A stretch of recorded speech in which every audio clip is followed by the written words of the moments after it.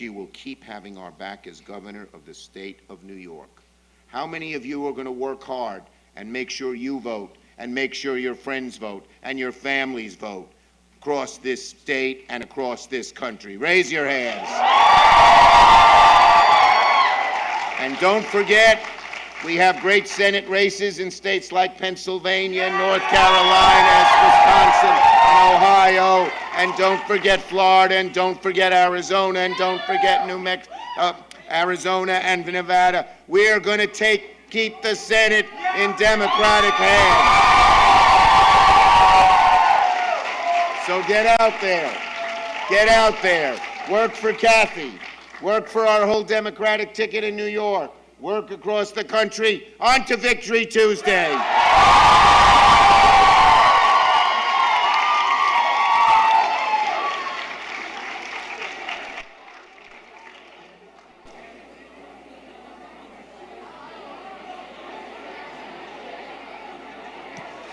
Please welcome to the stage Congressmember Carolyn Maloney. New York women and men, vote for Kathy Hochul, our next governor.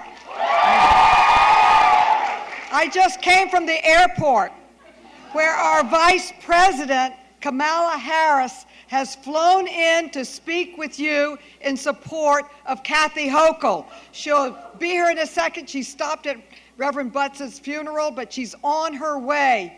And just recently, we had the President of the United States was here, announcing an agreement with him that Micron Technology is going to spend over $100 billion over the next couple of years building an enormous complex of semiconductors in Syracuse, providing 9,000 jobs, paying high-tech jobs and another 40,000 related jobs. Tell me Kathy Hochul doesn't mean business.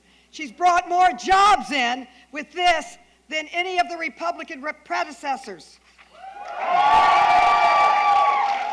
And today, in 5 days, we're going to have a historically important, and I would say monumentally important choice to make in this election.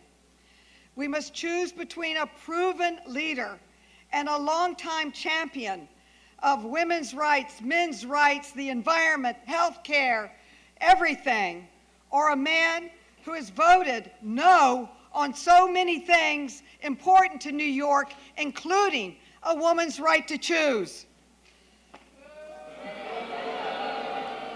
Kathy has made progress on the things that really matter in our state. I'm going to just talk about my district. In my district, we had these plants, these peaker plants that were polluting everyone and causing asthma. She closed 2 of them down and is changing the largest peaker plant, polluting plant in New York into hydro energy and solar energy to fight climate change for your future.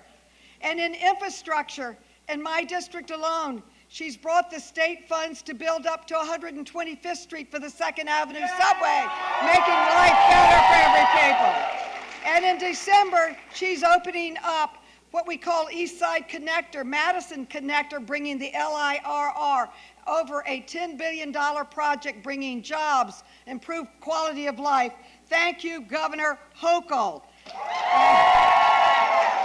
And she recently announced a new strategy to expand safety on those subways with more cops, cameras, and care, making your trips to Barnard safer and every trip for every New Yorker. These are the kinds of things that matter in people's lives, and she is the one that has done it. I can talk from personal experience. When she first got elected to Congress, she defeated in a Republican, one of the most Republican district in the country. She defeated a Republican. She had no place to stay, so she came and lived with me. So I can tell you from very close observation, she's tough, conscientious, fearless, tireless, collaborative, and wicked smart. In other words, she's the whole package. And fighting crime, combating COVID, strengthening our economy, helping our small businesses, And she's also a deeply devoted mother and wife. And she knows how hard it is for women to divide time between jobs, and she's been a big fighter for our rights her whole life. Now let's look at her opposition. I'm going to call him Mr. No. This is what he's voted against. Mr. No has voted against the Paycheck Fairness Act. The rescue plan for New York that brought billions of dollars to fight COVID, he voted no. The Build Back Better Act, he voted no.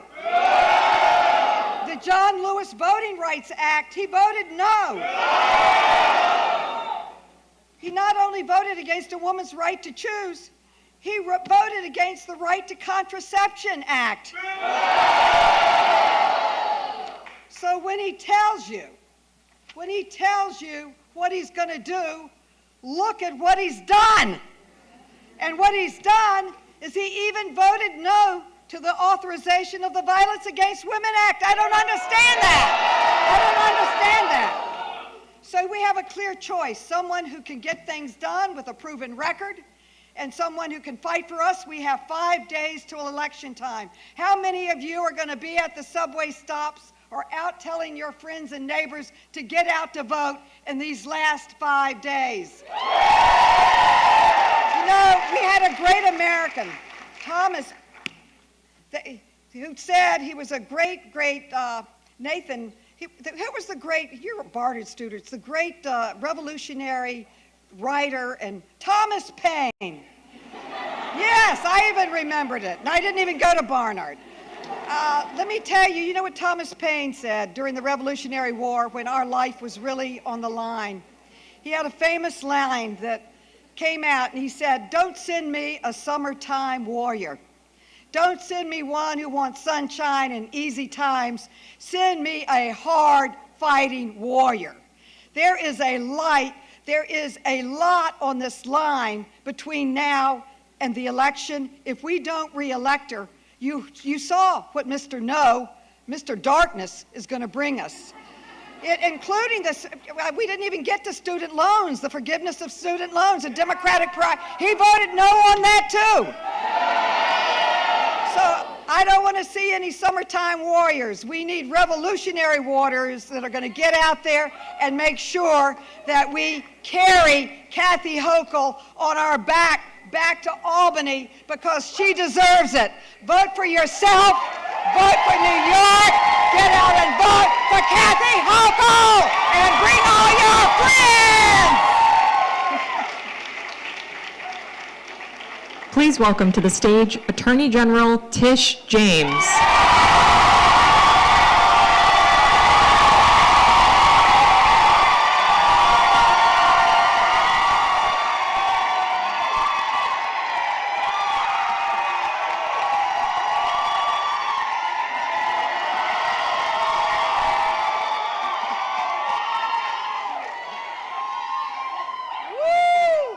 I just love the energy of young people.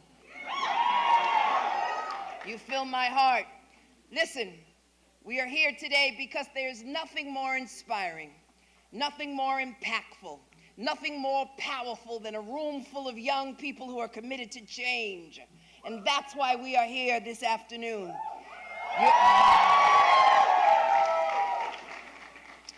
You're committed to moving mountains and making change and changing the course of history here in the state of New York by electing the first woman governor of the state of New York, Kathy Hochul.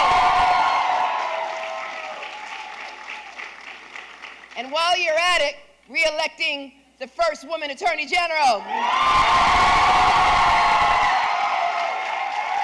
So, I like call and response. I say Kathy, you say Hochul. Kathy. Hochul. Kathy. Hochul. I say Tish, you say James. Tish. James. Tish. James. I say Chuck, you say Schumer. Chuck. Schumer. Chuck. Schumer. He wanted me to say that.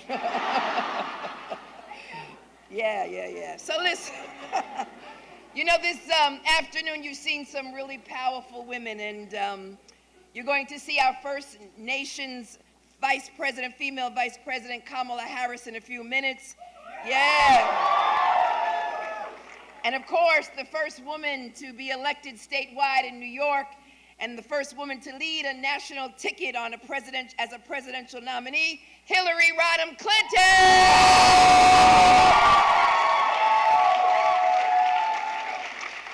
And of course, New York's first female governor, Kathy Hochul, you know, she took office during a very challenging time, and she's done it with conviction and purpose, but more importantly, with dignity and grace. And of course, you heard from our great, great Senate Majority Leader, Andrea Stewart-Cousins.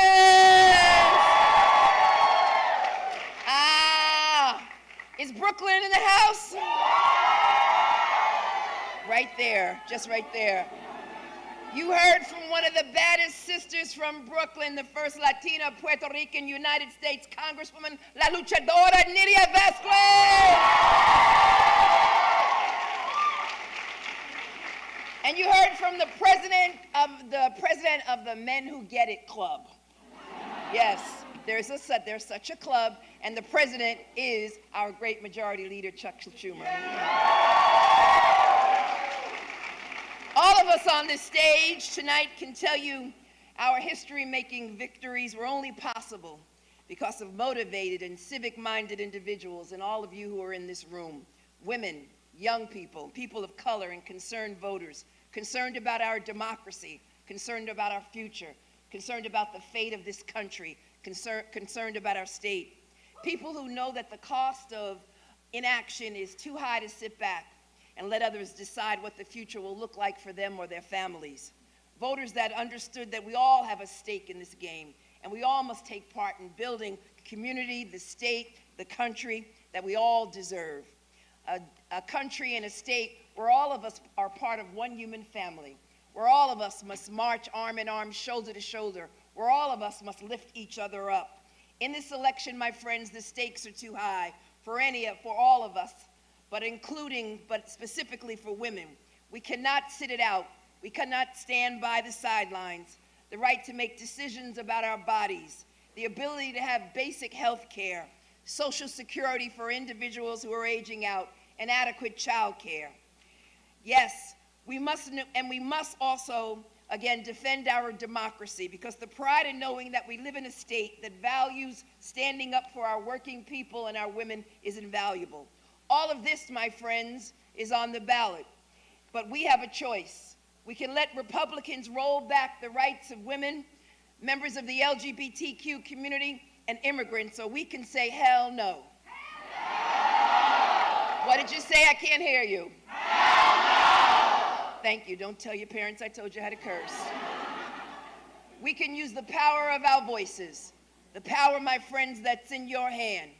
And all of you right here today can unleash that power by voting, by going to those polls now and on Tuesday, Election Day, and voting like ever before, and bringing your friends and your loved ones and your family members, and let everyone know that we're not going backwards, only forward. Across the country and in New York State, Republicans have been clear about their agenda, advocating for treating legal asylum seekers with no humanity, just to score cheap political points with their base. Giving tax breaks to multi-billion-dollar corporations while doing nothing to help working families struggling to make ends meet. Cutting hard-earned Social Security benefits, and even thinking about cutting Medicaid when they become governor. And then letting local politicians decide what's right for a woman's body. They're climate deniers. They're election deniers. They're gun control deniers. Republican and anti-reproductive rights forces were slow and methodical in how they dismantled Roe. They started 50 years ago and they never stopped until they got what they wanted. And while those of us who want to protect choice, we too must be just as methodical. We don't have 50 years to resecure our rights. There are too many lives at stake. We need people on the side of what's right to get into the game. MAGA Republicans have been clear about where they will take us. And now we must be equally clear. That's not the New York, and that's not the America that we want. And the clearest way to make that point is to vote. I know we have quite a few students here today, but let me tell you what they say about you. The mainstream media, political pundits, the campaign consultants, they always try to count you out. They dismiss you. They say that young people don't vote, that you're not involved in politics, that you don't care about your neighbor, that you only care about yourself, that you're only focused on social media. That's it. That's what they say about you. But what I say is they're wrong.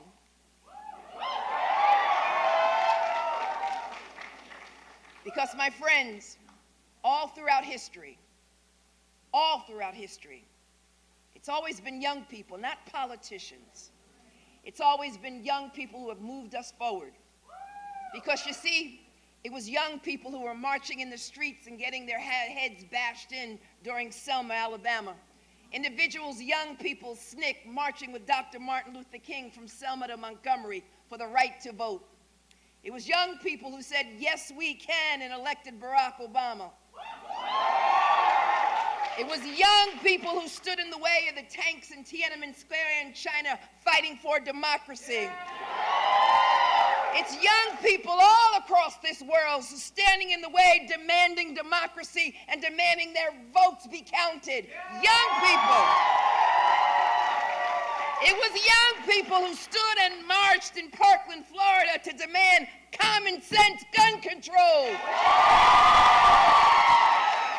Not politicians. It wasn't politicians. It was all of you young people. Young people who are going to turn up this Tuesday and early voting. It's young people who will march into those polls with your friends and your foes and march in quiet dignity to what is happening here in our country. The future, my friends.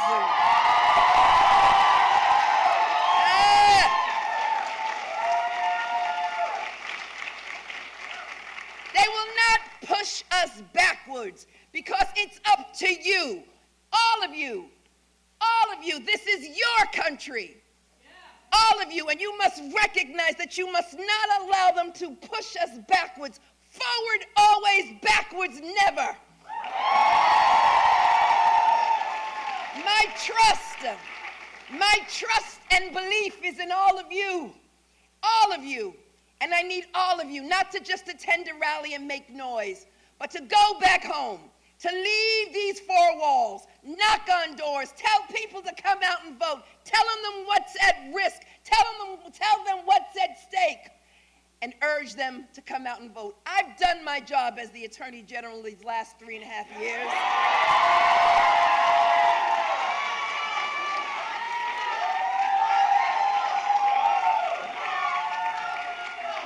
And as I said earlier, I will not allow anyone, including the former President of the United States, to bully me.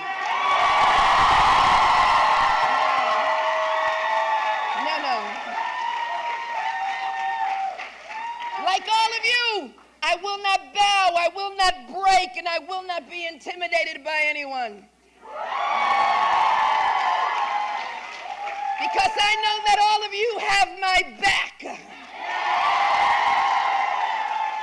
And that all of you will join with me. All of you will join with me and stand up for this country and stand up for what's right and recognize that there's only one system of law and that no one is above the law.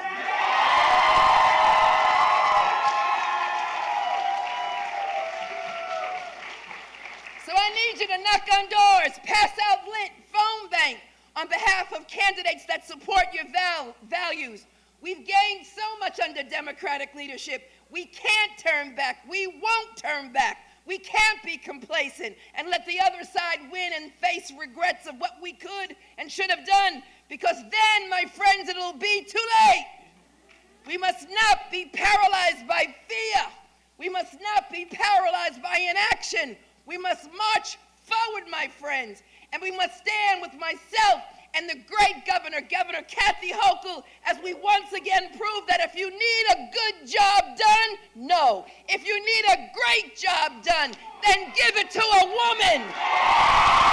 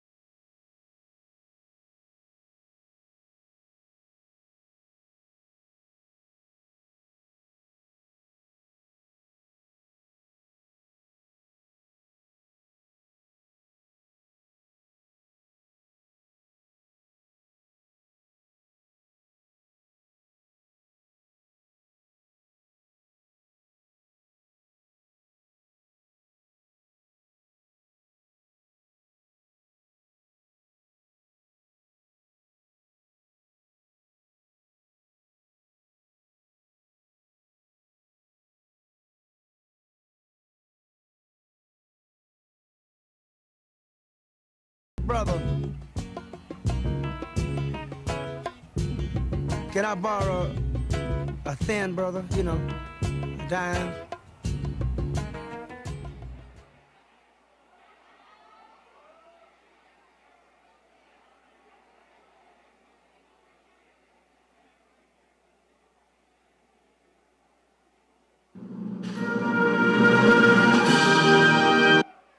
Please welcome to the stage Secretary Hillary Clinton.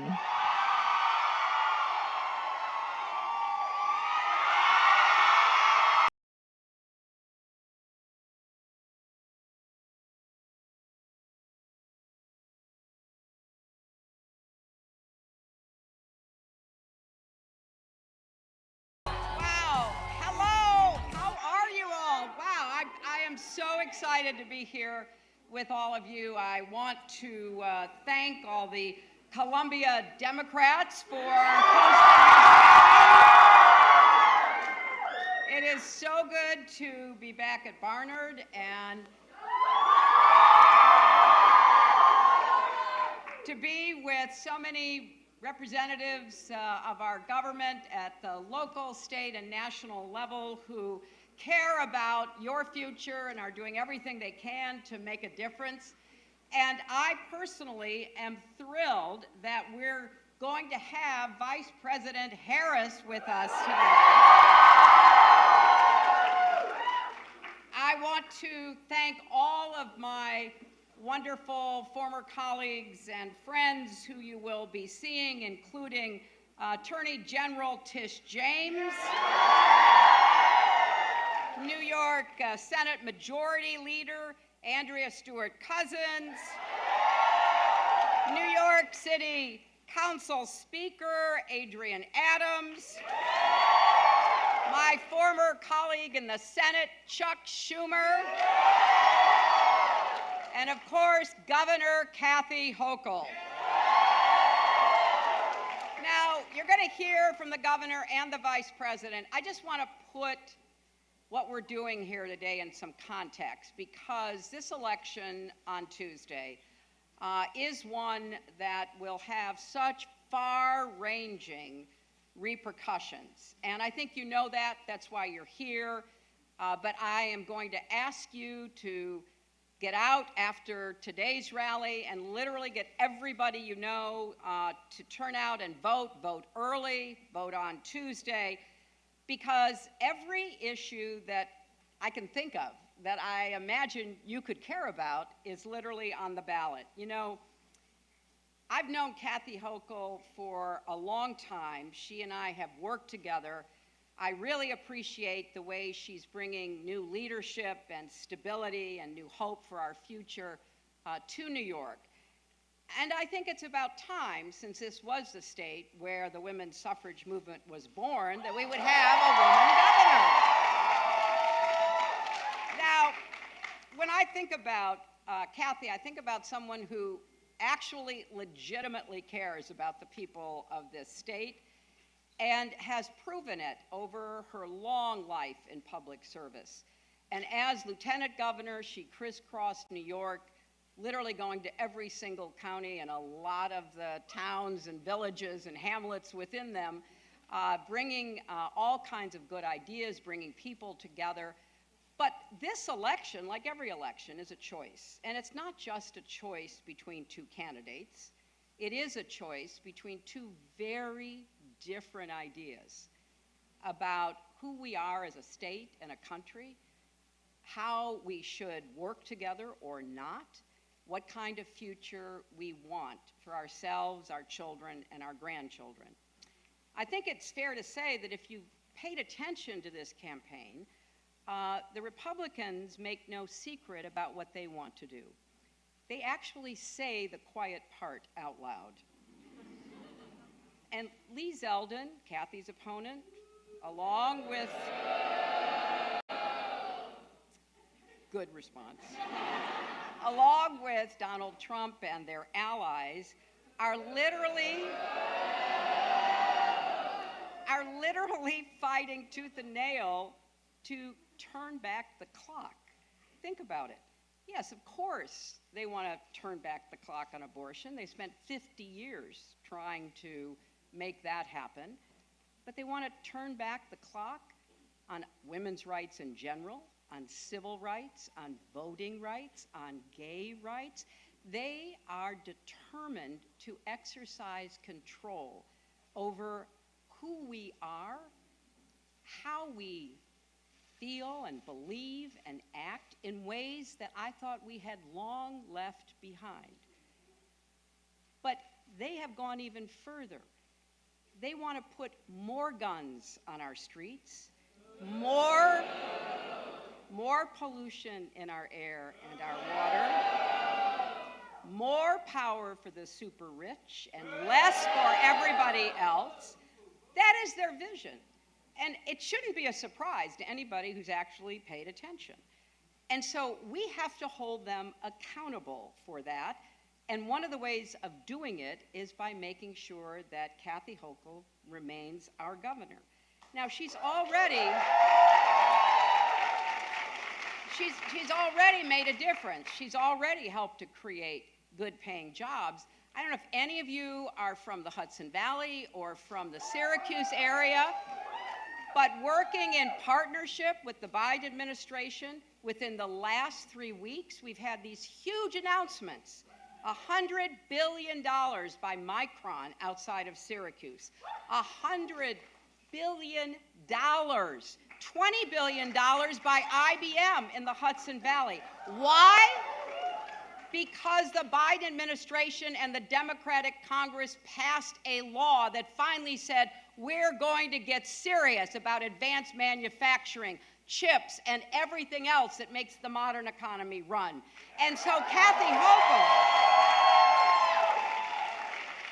Hochul got on the phone and started calling companies that she knew were on the brink of making big decisions about where to put these advanced manufacturing plants. And she made the case for New York. And it was a case that, you know, she made with passion. She's from New York. She's from the Buffalo area. She gets the fact that upstate New York really began the Industrial Revolution in America, fell on some hard times, and we have a chance to bring it back if we have Kathy Hochul as the governor working to do just that.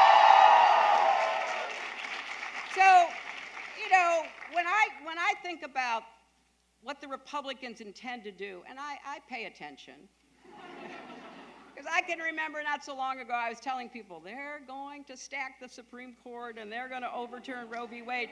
And I have faint memories of people saying, oh, that's so exaggerated.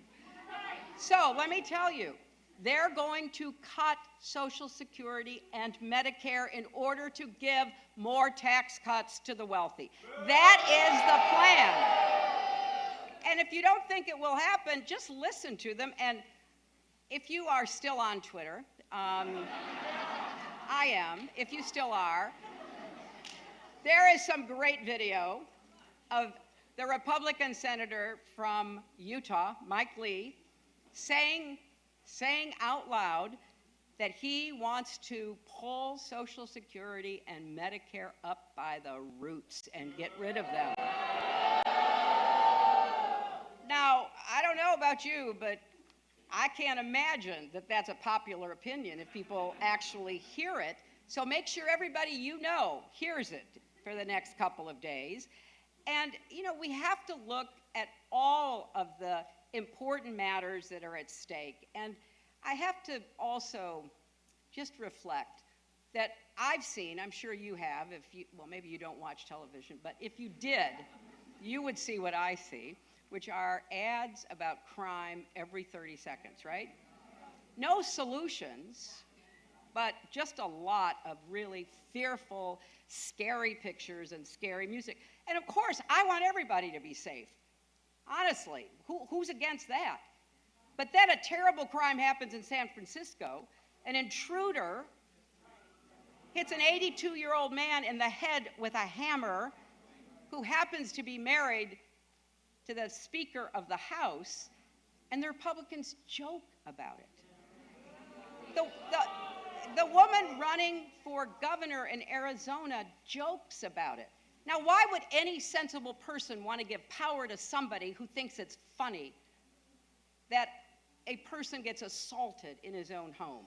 So, you know, they don't care about keeping you safe. They want to keep you scared so that you can't think straight and you end up voting against your interests. So, just look at Lee Zeldin's record. He voted against equal pay for women, against renewing the Violence Against Women Act, against access to abortion and even birth control, against raising the minimum wage, and funding Medicare. So I don't know why any sensible person who cares about the economy, who cares about the cost of living, who cares about, you know, how to get ahead, would vote for someone who votes against them and their families.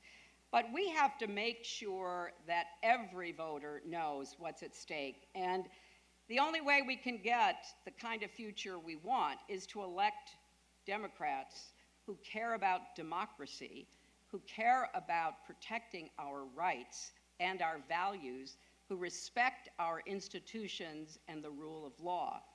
And one of those is our current governor, who I believe should be our next governor. So please join me in welcoming Governor Kathy Hochul.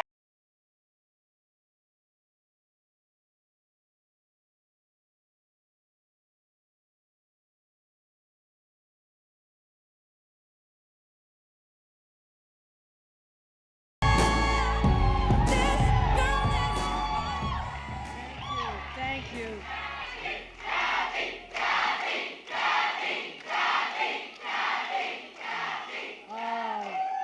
Thank you.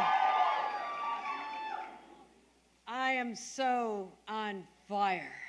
I have been waiting for this opportunity to come here and to count down the days until we make history once again. And I'm so proud to have been introduced by someone who made history in her lifetime herself. Our secretary, our former First Lady, our senator, our friend, Hillary Clinton. What a woman. She has been a source of inspiration for me for decades, because I've learned from her when the going gets tough, the tough get going. And there's nobody tougher than our very own Hillary Clinton. I thank her for being here to remind us of the power of the vote. I also want to thank the speakers who came before. Thanks to this college for welcoming us, Barnard College, and to all the students, Everybody. You heard from our extraordinary Attorney General. She is a fighter. You do not want to get in the way of Letitia James. She is a fighter. You heard from our Majority Leader, Chuck Schumer, who's been delivering for us, bringing back the money from Washington right here in New York State so we can spend it to lift up all of our citizens. Let's give a round of applause. You also heard from my friends in Congress. You heard from Nydia Velázquez, a true leader who's a real fighter. I've worked with her for many, many years. And someone, you may not know this, but Carolyn Maloney, when I was running for Congress a decade ago, when no one thought I could possibly win in the most Republican district in the state of New York, they said, no way, no how, won't happen, and a lot of people walked away from me. Carolyn Maloney used to call me every single day and leave a voicemail. If I didn't answer, she said, Kathy, you're a winner. And then she'd hang up. Kathy, you're a winner. Then she'd hang up. Kathy, you're a winner. And then when I went to Congress, because no one thought I'd win, I didn't even have a place to stay.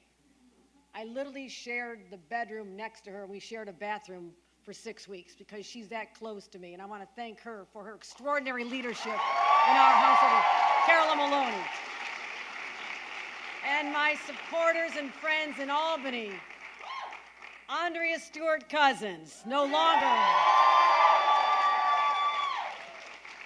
And with all love and respect to our Speaker, Carl Heastie, now there's no longer 3 men in a room. There are 2 women and a really good guy in the room.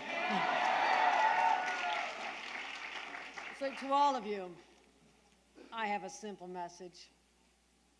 To all of you, but particularly to the women of New York. Women of New York. This is our moment. This is when we think of the ghosts of the past. The women who gathered in 1848 in a place called Seneca Falls. And I've often wondered how, without the benefit of social media, how they all knew to gather in one place. 300 people found their way to a place that became the intersection of rights.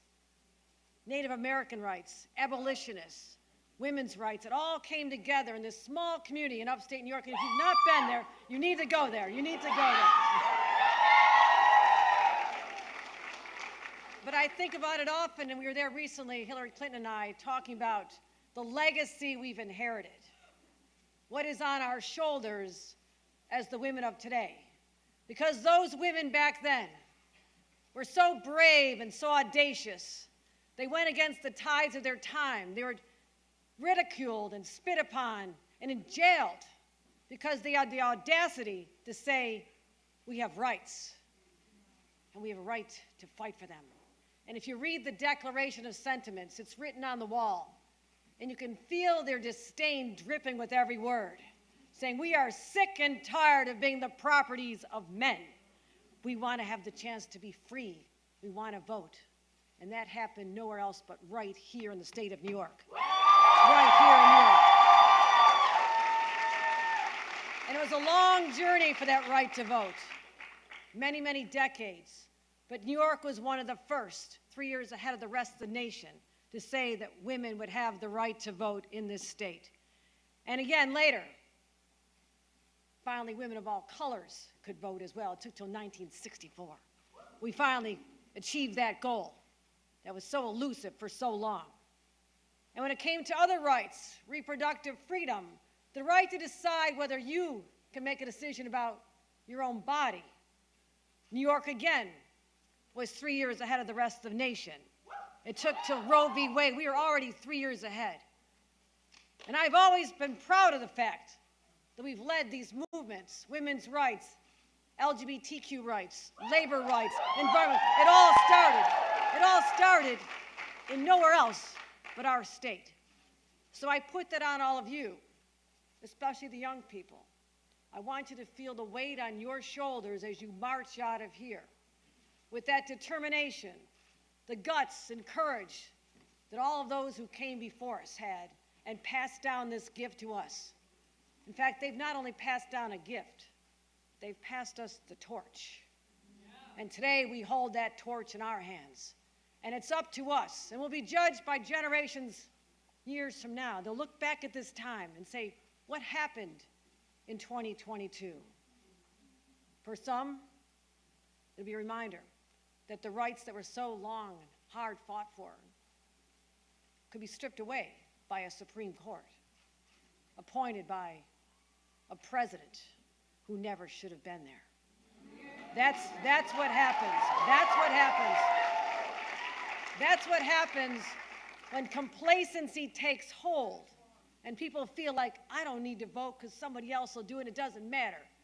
That's what happens when complacency sets in. You have rights that you counted on for over 50 years. My mother fought this battle. Reproductive freedom. I enjoyed the benefits of it. It was always there if I needed it. My daughter in her 30s, assuming it would be there for her, and my brand new grandbaby will not have the same rights that her great-grandma had.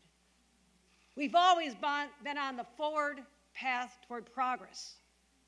That's what defines us as a state.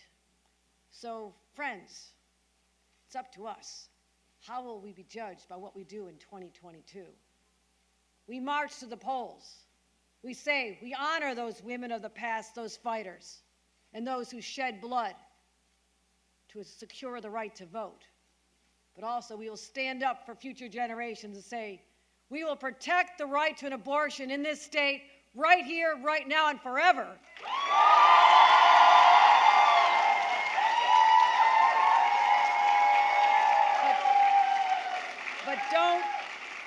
But don't take it for granted, because I've heard my opponents say, oh, don't worry.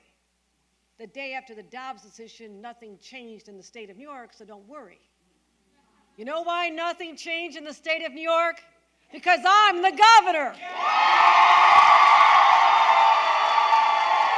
That's why nothing changed. That's why nothing changed. I'm the governor.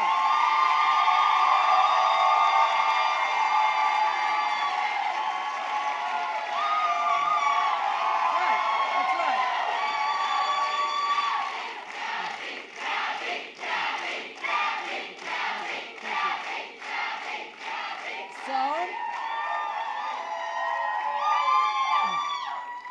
So you want to protect that right.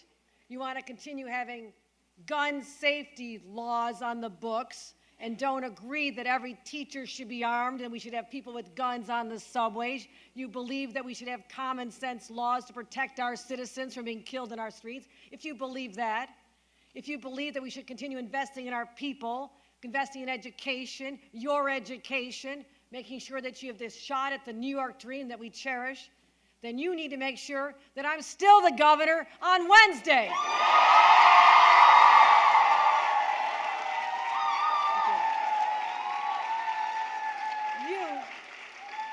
You have the power. You have the power. You have the weight on your shoulders. You have it in your DNA to continue that fight, that march forward. And don't you dare let future generations down, because they're looking to you. Just like we stand on the shoulders of people like Hillary Clinton and Kamala Harris, who both made history being the first. Our first female vice president of the United States. You have witnessed history, my friends, but don't just watch it. Go out forth and make history yourselves. Make history yourselves. And people have pointed the fact, and so many moms and dads come up to me with their little daughters, and they want me to bend down and talk to them. And I've heard so many say this, and it touches my soul. Look, daughter, the first woman governor of the state of New York, you can be anything now. You can be anything. And I won't let them down. I want all those little girls to know that, yes, they can be anything. And yes, a woman has what it takes to govern a rough and tumble place like the state of New York, because I'm a fighter. I'm a fighter. I say bring it on. I love a good fight. Bring it on. Bring it on. I'll take it down. I'll take anybody down. I love a good fight. You know why I'm a fighter? Because my dad and my grandpa made steel. Okay? I have steel running through my veins because of who I am and where I come from. I come from Buffalo, New York. I am a fighter. So, I leave you with this. Are you ready? Are you ready? Are you ready to take it to the streets? Are you ready to get out people to vote? Are you ready to save the state of New York? I'm counting on you. And with that, let me welcome a woman who has such compassion. A woman who I have long admired because she has been out there true. She's had to fight her way to the top. She has made history, but she's got a heart of gold. I've seen her in action. And let me tell you one story about our vice president, Kamala Harris. She came to Buffalo after the massacre of 10 of my neighbors. A white supremacist radicalized on social media decided that he would take arms because at the time you could be 18 years old on your birthday and walk in the store and buy an AR-15.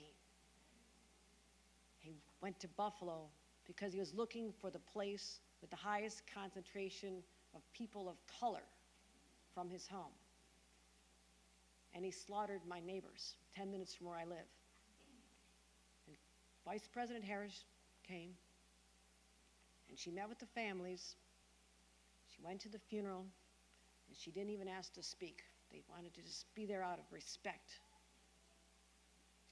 And she was called up to speak, and she gave the most heartwarming, uplifting remarks about how you take that pain and you turn it into action.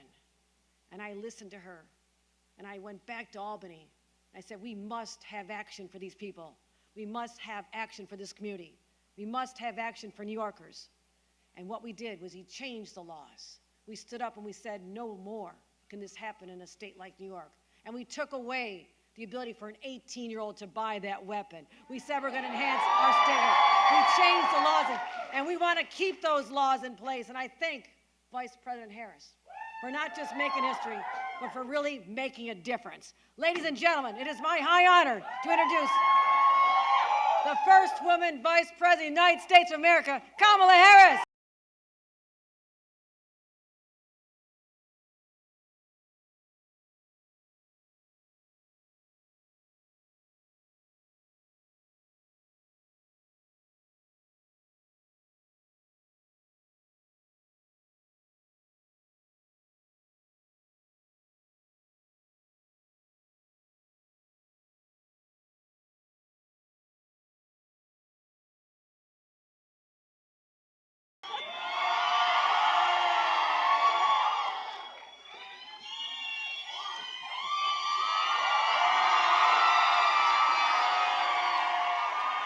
Hey, New York, we gonna get this done.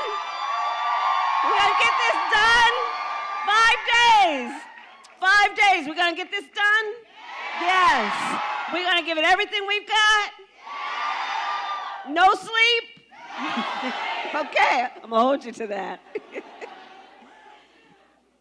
It's good to be with all these leaders. It is so good to be with all these leaders.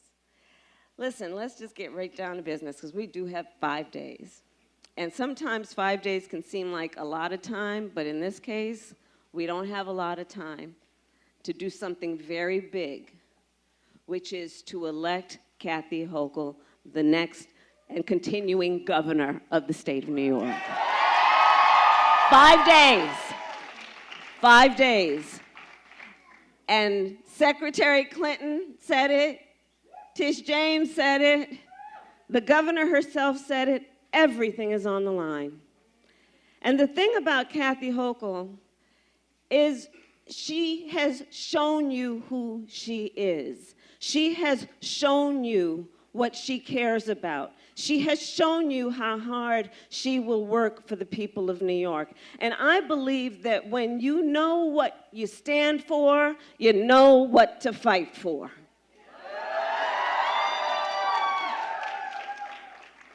So we got a lot of work to do. And as the governor said, you've witnessed a lot of history on this stage this afternoon. Oh, a whole lot of firsts. But here's the thing I know about Secretary Clinton. I know about General James. I know about Governor Hochul. We are committed. Yes, we may be the first, but we are committed to not being the last. And we're going to count on you to help us see that through. 5 days. 5 days. So we need folks to vote, right? For folks who haven't voted, we need them to vote. We need them to vote early, and we need them to vote on Election Day. And I can look around this room, and I know this is a group of leaders, most of whom have been out there already talking with people about the importance of voting, people who worked on the 2020 election and elected Joe Biden president and me vice president. And so here's the thing we all know, because a lot of us have been doing this every election cycle, asking folks to vote. And here's what happens. So we go up and we ask somebody to vote. And they will then ask a very righteous question every time. Why should I vote? Well, here's the thing. We got a whole lot of good material. We got a lot of good material, because think about it. Last election, 2020, in the height of a pandemic, so much loss of life. People lost their jobs, loss of normalcy. Parents who are trying to figure out how they could educate their kids in the middle of all this, trying to go online if they even had access to high-speed internet. And in the midst of all of that, think about it. We had an historic turnout, and in particular, a historic turnout of young voters voting. You all. It was historic. And the way I see it is when people went in 2020 to vote, they were essentially putting in their order, right? They stood in line for hours in the midst of all of these burdens. For so many of you, if you were in school at that time, what those days meant, trying to learn from home, learn from your dorm room, wherever you were, you wanted to see people, you wanted to be with it. And in the midst of all of that, people took the time to vote, stood in line for hours to vote. And this is what they said. They said, there are certain things that I want from my government and certain things that I know I'm entitled to. And so when we go to ask them to vote this time in 5 days and over the next 5 days, we're going to first of all say thank you for doing what you did last time. And then we're going to remind them. So you put in your order, and here's what your vote did. You said it is time that America deals with the issue of child poverty. And because you voted, we extended the child tax credit, which reduced poverty for children in America by over 40% in the first year. Because you voted. You said, help parents out, people who are parenting children, because it's expensive. So you put in your order and said, do something about that. And because you voted, we passed a tax cut so that people parenting children get up to $8,000 more in their pocket to help them with the cost of food and medicine and school supplies for their children, because they voted.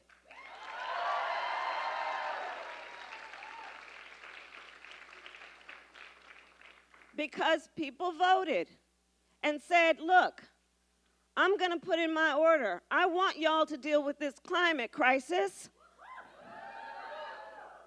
because we value the importance of drinking clean water and breathing clean air and saving this beautiful planet upon which we live. And so people put in their order, and because you voted, we just put $370 billion into an investment in what we must do to combat the effects of this climate crisis. Because you voted. Because you voted. We're going to go up to people and we're going to ask them, and they're going to say, well, why should I vote? And we're going to say, because the last time you said, you know what, y'all need to deal with the potholes and deal with the fact that America's infrastructure is about 150 years old, and we need to fix these bridges and we need to fix these roads. And because they voted, LaGuardia is now going to get $30 million for upgrades. Because they voted, we're going to have electric MTA buses and put $110 million into doing it. Because they voted, Second Avenue Subway is going to get $400 million. Because they put in their order. Because you voted. And you said, you know what? It's about time we had a black woman on the United States Supreme Court.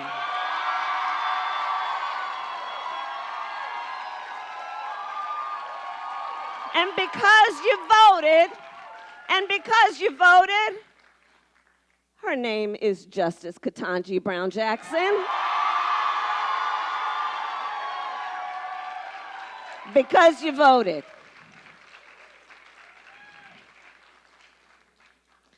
Because you voted and said, we're putting in our order. Student loan debt is preventing folks from being able to start a family, buy a home, or even pay rent.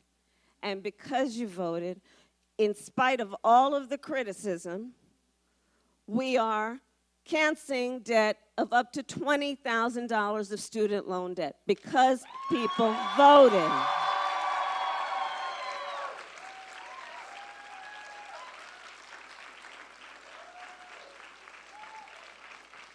because people voted and said, it's been 30 years since there's been any meaningful smart gun legislation in our country.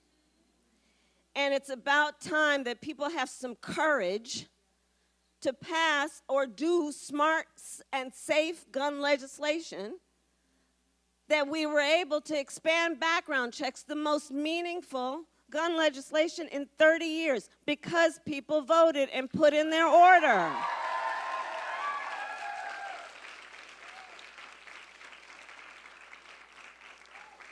People said, you know, you guys did a great job in 2008 and during those years reforming the healthcare system, but it's still really expensive to buy medication. And so people took the time and stood in line for hours to vote and said, can you do something about that? They said, you know, I got a lot of relatives who have diabetes.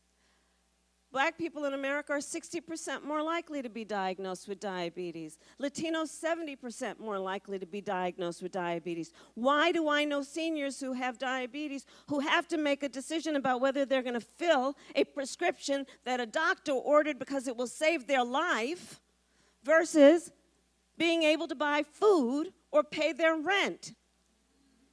And because you voted, we have now capped insulin at $35 a month for those seniors. Because you voted.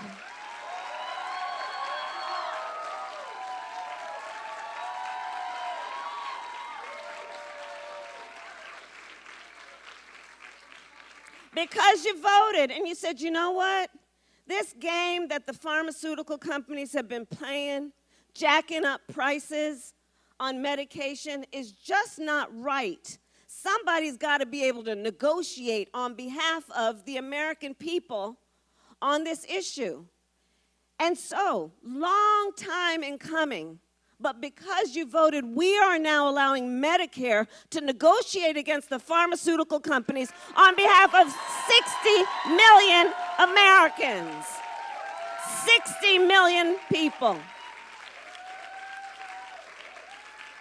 Because you voted. Elections matter. Elections matter. And we have so much at stake in this one. Just think about this. The United States Supreme Court, the highest court in our land, just took a constitutional right that had been recognized from the people of America.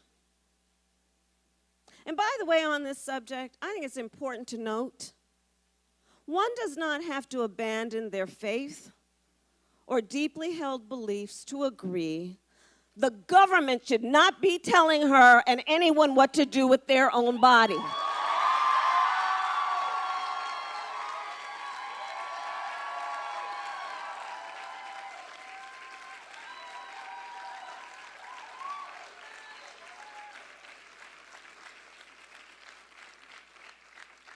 But now, with the Dobbs decision, we are seeing states around our country pass or propose laws that will criminalize doctors and nurses and healthcare providers, literally are providing for jail time for healthcare providers, proposing and passing laws for which there is no exception for rape or incest. When I was a courtroom prosecutor, I specialized in crimes against women and children, and in particular child sexual assault. Let me tell you guys, the idea that anyone who proposes or professes to be a leader would suggest that there would be no exception after an individual has endured and survived an act of violence and violation, and then suggest to them they will not have the autonomy after that violation of their body to make a decision about what next happens to their body. It is immoral. Immoral. It is unconscionable. Here's the other thing about that decision.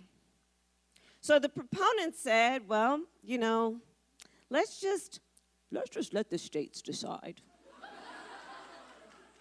Right? Let's just let the states decide. Okay, well, those same people are some of the same people who in the states are intentionally making it more difficult for people to vote. And because it has now been pushed to the states, your governor, who has stood strong and firm her entire career, her position on this issue becomes even more important. Because listen, guys, if this happens as these Republicans are trying to push, so many of their leaders, they have said there will be a national ban on abortion. And we're going to need people in the State House and at a local level who have the courage to stand up and push back against what is happening in our country. And then that way, who is your governor matters. Who is your attorney general matters. Who is your lieutenant governor matters. Because they will be the last line of defense with what we're seeing happen around our country. Elections matter. And what we are also seeing is that if you look at, you know, I like Venn diagrams, okay? So if you look, I do. And if you look at the intersection on some of these issues, it's pretty profound and very clear. And by the way, Clarence Thomas said the quiet part out loud. Now, at risk, an individual's right to contraception. An individual's right to marry the person they love is now at risk. And if you look at where these attacks are coming from, you would not be surprised to know there is a significant intersection between those who are attacking voting rights, LGBTQ plus rights, and reproductive rights. See what's happening around our country and understand why elections matter, because again, who is all in these state houses, who are holding these offices, will be potentially the last line of defense.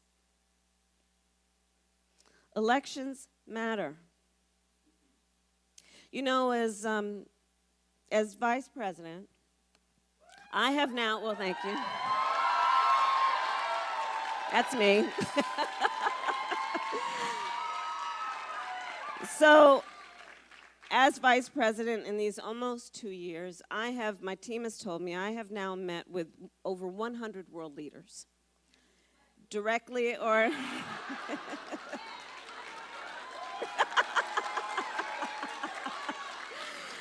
so directly or by phone, presidents, prime ministers, chancellors, and kings. And here's the thing that you all know, and Secretary Clinton certainly knows.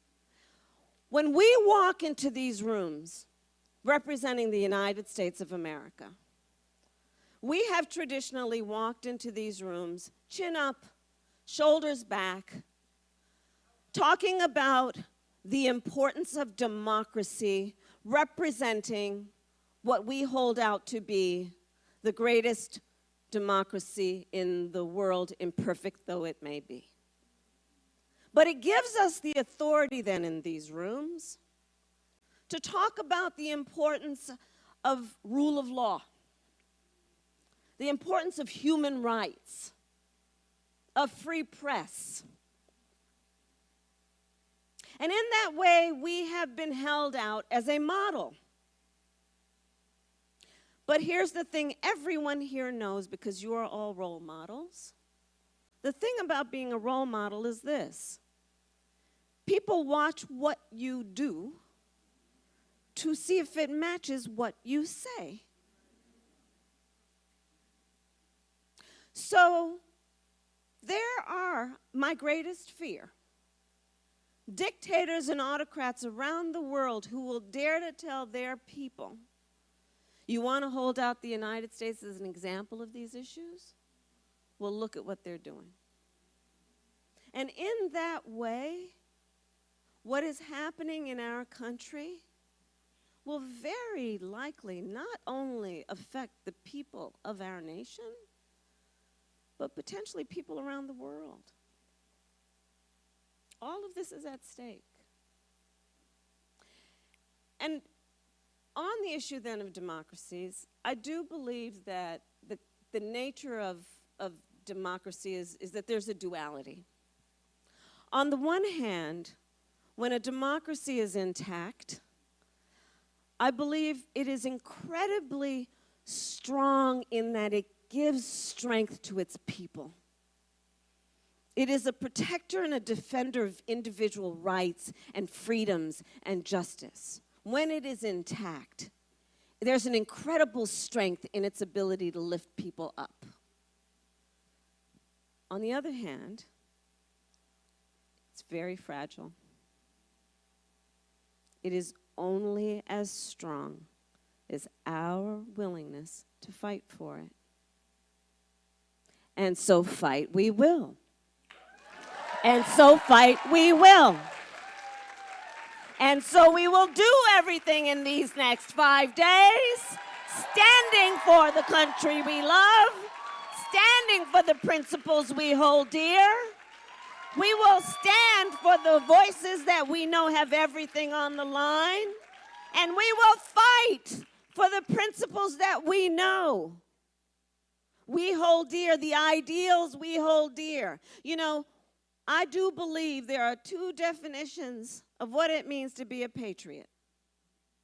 One is the definition that suggests you'll defend your country whatever it does, but then there is the other definition, which I believe describes all of us patriots, which is the willingness, born out of love of country, to fight for the ideals and the attainment of the ideals of our nation. That is what is at stake. And so we will fight. And when we fight, we win. Thank you.